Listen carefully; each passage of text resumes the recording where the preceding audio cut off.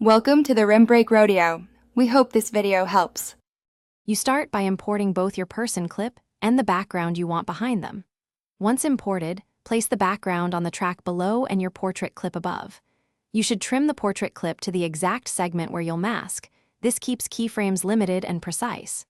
Next, switch to the mask tool and choose a basic shape to roughly cover your subject. This first mask won't be perfect, but it gets you into the essential workflow. Now you refine the mask and tracking. You'll switch the mask to freeform if the subject has complex edges, then increase feather slightly to blend.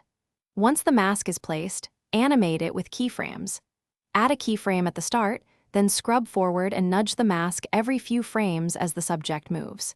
If the movement is consistent, use the motion tracking feature to follow the subject automatically and reduce finish by inverting the mask or creating an alpha layer so the chosen background appears behind your subject.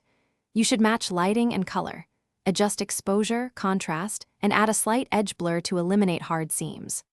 Once done, play the whole clip to spot drift or jitter, correct any keyframes that slip and retrack if needed.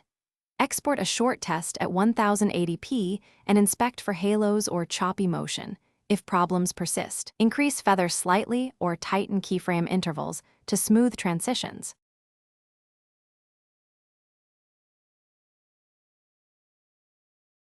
Thanks for watching. Consider subscribing if we helped you.